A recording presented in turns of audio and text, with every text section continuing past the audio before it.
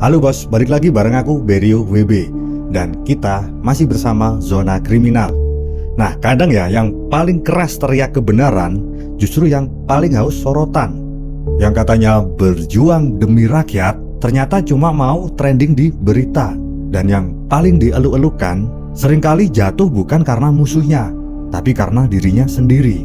Dan inilah yang terjadi ketika popularitas bukan hasil dari ketulusan, tapi dari panggung opini dan sorak penonton, digunggung lalu jadi pilu.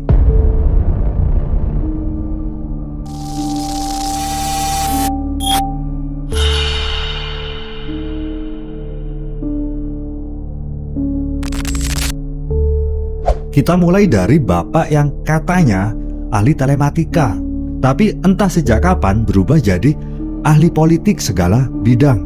Ya, Roy Suryo. Beberapa waktu lalu namanya heboh, namanya naik, gara-gara menggugat ijazah mantan Presiden Joko Widodo. Katanya sih ijazah Pak Jokowi ini palsu, banyak kejanggalan. Wah rame dong, publik ribut, media seneng, dan Roy Suryo pun akhirnya dapat panggung lagi. Ia tampil di mana-mana, jadi suara yang dianggap mewakili akal sehat publik. Masalahnya cuma satu, Polri udah bilang ijazah Jokowi itu asli, udah dibuktikan, dicek, diverifikasi, dan semuanya beres. Tapi Roy Suryo ini tetap lanjut ngomong, seolah-olah dia tahu sesuatu yang dunia nggak tahu. Padahal ya kalau emang beneran punya bukti, ya tinggal kasih aja ke penyidikan. Tapi ya gitu, biasanya ya kalau cuma mau jadi headline, bukti bukan lagi hal yang penting. Karena yang penting itu viralnya dulu. Ada yang bilang mungkin Roy Suryo masih simpan dendam. Maklum, dia pernah jadi pejabat di era SBY, pernah juga terlibat di pemerintahan. Tapi ketika masa-masa Jokowi, kayaknya Roy Suryo ini nggak lagi dapat panggung, namanya meredup, entah kemana. Jadi mungkin hatinya masih gatal, pengen eksis lagi. Dan kira-kira apa sih cara yang tercepat biar nama kamu balik lagi jadi bahan omongan publik? Ya gampang, serang presiden. Tapi ya sayangnya bukan cuma publik yang dengerin, tapi polisi beserta hukum ikut ngedengerin juga. Dan pada akhirnya roda publik itu muter bos. Sekarang nama yang dulunya dieluk-elukan karena vokal terhadap kejanggalan ijazah malah muncul di berita dengan status baru, tersangka kasus ujaran kebencian. Yang dulu jadi pengamat, kini dia mati. Yang dulu melempar opini, kini dilempar pasal. Dan yang paling menyedihkan bukan cuma nasibnya, tapi gimana publik berubah begitu cepat. Dulu dieluk-elukan, sekarang ditertawakan. Padahal kan ya orang yang dulunya tepuk tangan, sekarang itu berbalik jadi orang yang menertawakan. Tapi ya seperti itu sih panggung publik itu, nggak pernah bener-bener punya penonton yang setia. Karena yang mereka cinta itu bukan orangnya, tapi sensasinya. Dan lucunya ya, dulu dia itu mau ngelurusin kebenaran. Sekarang lah kok malah dilurusin sama hukum. Jadi mari kita realistis dikit. Roy Suryo bukan orang yang bodoh. Dia itu paham cara kerja media, ngerti banget gimana bikin narasi yang bisa meledak. Jadi kalau dia menggugat ijazah presiden tanpa dasar yang kuat, pasti bukan karena lupa logika, tapi karena ada agenda. Bisa jadi dendam politik, bisa juga karena butuh relevansi. Dulu di era SBY, Roy Suryo punya jabatan bos, punya posisi, punya spotlight. Tapi begitu pemerintahan ganti, spotlight itu mati. Dan buat orang yang terbiasa hidup dari sorotan, kehilangan panggung itu rasanya kayak kehilangan oksigen. Makanya demi tetap eksis, dia rela pasang taruhan dengan isu paling sensitif, legitimasi presiden. Padahal logikanya sih sederhana. Kalau beneran mau bela rakyat, ya jangan bikin kegaduhan yang gak berdasar. Dan kalau beneran pengen jadi pengamat, ya amati dengan akal sehat, bukan dengan rasa dendam. Tapi ya mungkin buat sebagian orang, viral lebih penting dari kebenaran. Sekarang kita pindah ke kisah lain. Kita geser ke cerita lain. Lisa Mariana. Awalnya publik kasihan. Dia ini tiba-tiba muncul dengan narasi yang menurutku berani banget ya. Dengan narasi yang berani menggugat Ridwan Kamil. Katanya sih ada ketidakadilan. Katanya dia udah jadi korban yang dilupakan oleh hukum. Banyak yang simpatik dulunya, banyak yang simpatik. Media ngeliput, akun-akun gosip rame tuh pada ngebahas Lisa Mariana. Dan beberapa podcast besar saling berebut buat ngundang dia.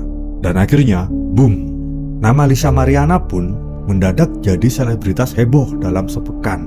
Tapi ya kayak yang sering terjadi di negeri ini, popularitas instan itu cepet basi bos, cepet basi. Dan waktu dunia masih sibuk ngomongin kasusnya, muncul kabar baru.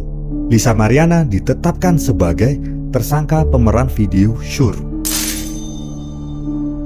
Sekali lagi nih ya, sekali lagi, yang dulu dielu-elukan sekarang jadi bahan cemooh. Yang dulu dianggap simbol keberanian sekarang jadi simbol ironi. Dan yang dulunya bilang saya korban sekarang malah jadi pelaku pelanggaran kesusilaan. Masalahnya sih bukan cuma soal moral, tapi soal pola. Karena coba deh kamu perhatiin orang-orang yang tiba-tiba viral karena drama publik, mereka itu sering lupa popularitas itu bukan pelindung bos, bukan pelindung. Kadang popularitas itu malah bisa jadi jebakan. Dan Lisa mungkin jatuh di lubang yang sama, terjebak dalam sensasi yang dia sendiri ikut ciptakan. Sekarang gini ya, ayo kita balik kaca, atau ayo kita bercermin. Kita ini sebenarnya juga punya andil loh dalam semua tragedi ini. Mungkin ini yang disebut penyakit masyarakat modern.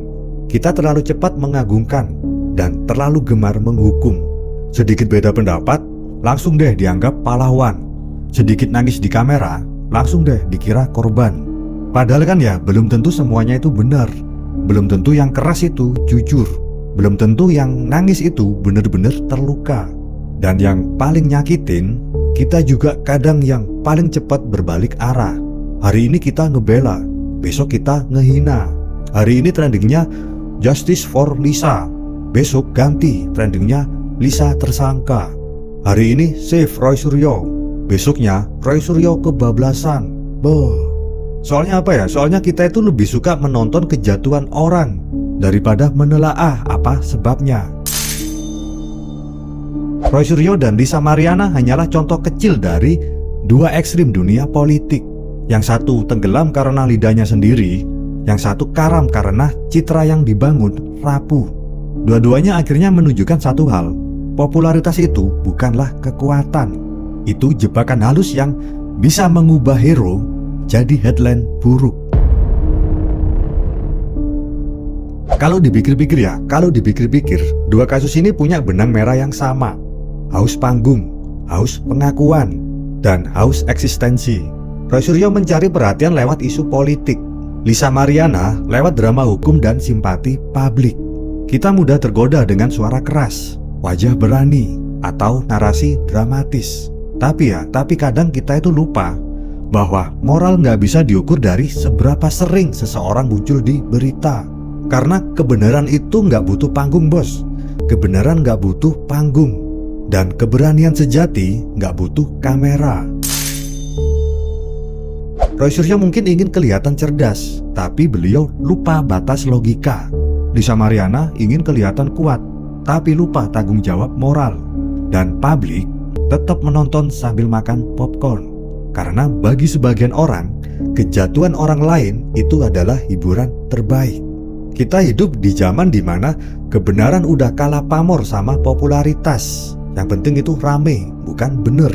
Yang penting trending, bukan berdasar.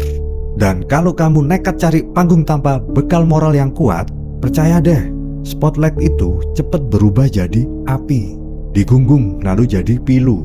Dua cerita, satu pelajaran besar, bahwa ketenaran yang lahir dari kontroversi cepat atau lambat akan menuntut bayaran. Jadi sebelum kamu ikut menggunggungkan seseorang, tanya dulu, apakah dia benar-benar berjuang untuk kebenaran atau cuma berjuang biar nggak dilupakan. Aku Berio WB.